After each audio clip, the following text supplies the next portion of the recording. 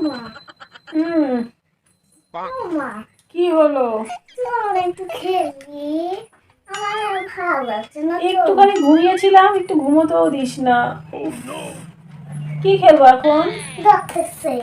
ঠিক আছে, নিয়ে আসো। একটু ঘুমিয়েছিলাম। তুমি পড়াশোনা করে না, ঘুমালাম একটুখানি। এত রাত্রেবেলা এখন ডক্টর সেট করবে।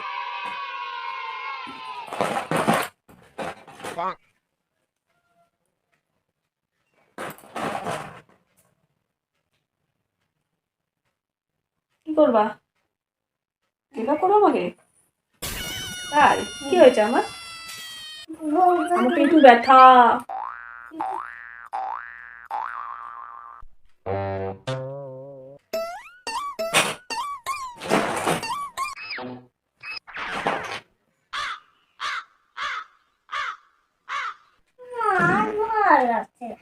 কি ভালো লাগছে না? ডক্টর সেট খেলা বললাম, আমি তোমার সাথে খেলতে খেলতে ভালো লাগছে না কেন? আমাকে চেক আপ করো ভালো করে। মা চলো না একটা মুভি দেখি। ভূতের মুভি দেখবি? হ্যাঁ। না না, ভূতের মুভি দেখতে হবে, ভূতের মুভি তো ভয়ঙ্কর। দেখে পর ভয় পাস না, আমার ভূতের মুভি দেখতে হবে না। ভূতের মুভি আর তো ভয়ঙ্কর হবে, দেখতে হবে না। আমি না বলেছি তো না, কোনো ভূতের মুভি দেখা হবে না। তুমি দেখা হবে না, বুঝেছো?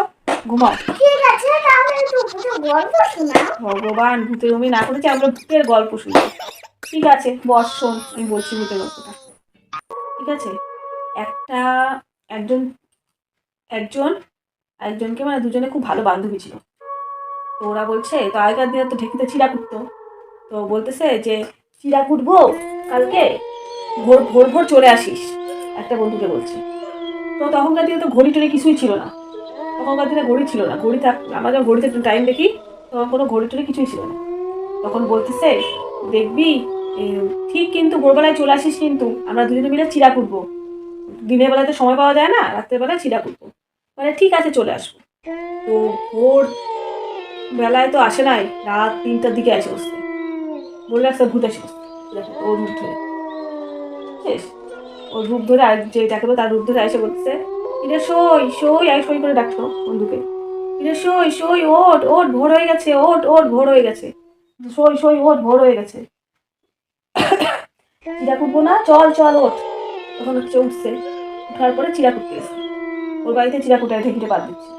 তখন বলছে, তুই ঢেকি বাদ দে, আমি চিড়াটা ইয়ে করি। না না না, আমি না ঢেকি বাদ দিতে, আমি ঢেকি বাদ দিচ্ছি, তুই চিড়া ইয়ে কর। ভূত তো আগুনের সামনে যায় না, চিড়া ভাজবে না ও। তো ও চিড়া ভাজতেছে আর ভূতটা চিড়া বাদ দিচ্ছে। এত সুন্দর চিড়া হচ্ছে, বলে প্রতিদিন চিড়া করি, এত সুন্দর তো চিড়া হয় না, আজকে এত সুন্দর চিড়া হচ্ছে, কি ব্যাপার? তাকাইছে পায়ের দিকে, দেখে পাগুলা উল্টা দিকে, পায়ের পাতাটা এরকম সামনে দিকে, পিছনের দিকে, আর পায়ের গোড়াটা সামনে। ভূতের থাকে না উল্টা পা, থাকে না ভূতের উল্টা পা। তারপরে তো হচ্ছে দেখে তো বুঝতে পারে গেছে এটা তো মানুষ না, এটা তো মনে হয় কোনো ভূত। এবার কি করা যায়, আমি কিভাবে বাঁচবো? এখন যদি আমি চিৎকার করি তাহলে আমাকে তো গলা টিপে মেরে ফেলবে, ঠিক না? বউটা ছিল খুব সাহসী। বউটা বলছে, কিরে সই, তুই চিড়াটা বাদ দে, আমি ঘরে গিয়ে একটু পান বানাই নিয়ে আসি।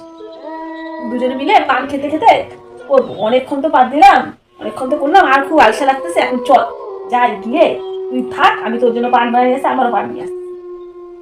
বইলে পান বানাইতে গেছে, গিয়ে দরজা লাগছে, দরজা লাগাইছে। ভুটাতে, কিরে সই সই, দরজা লাগালি কেন? আয় আয় চিরাকুটি, আয় আয় চিরাকুটি। ও আর কোনো উত্তর দেয় না।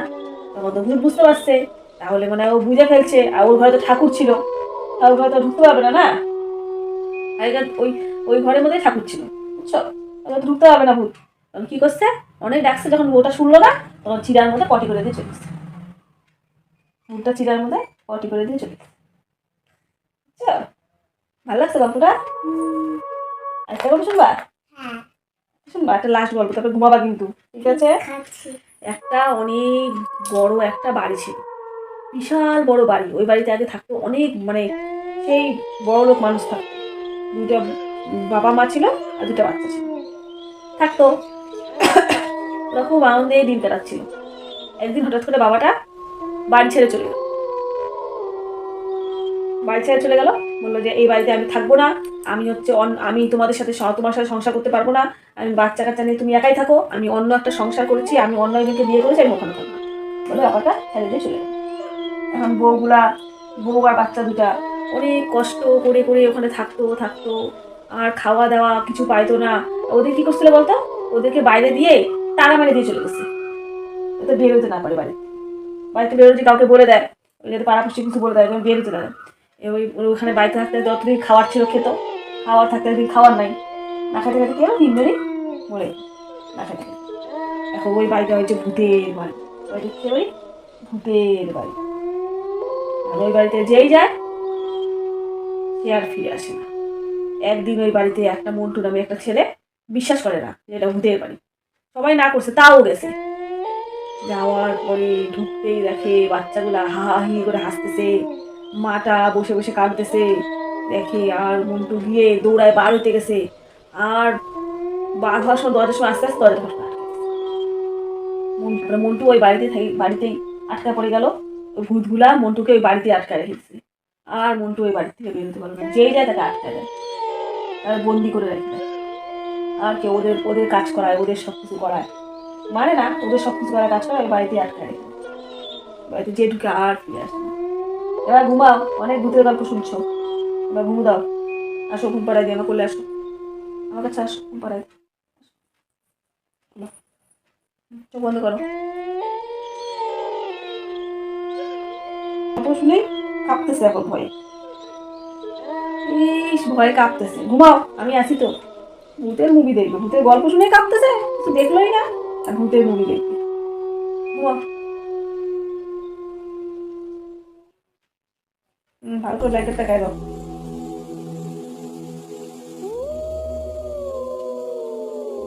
মেয়েটা ঘুমিয়ে পড়েছে, একটু শুইয়ে দিয়ে আমার একটু কাজ বাকি আছে, রান্নাঘরে যাই। বাবা একটু পরে ঢুকে মনে হয় খাওয়া দাওয়া দিতে লাগবে, তো খাওয়া হয়ে গেছে, ও ঘুমিয়ে পড়ো, আমি যাই কাজগুলো করে আসি।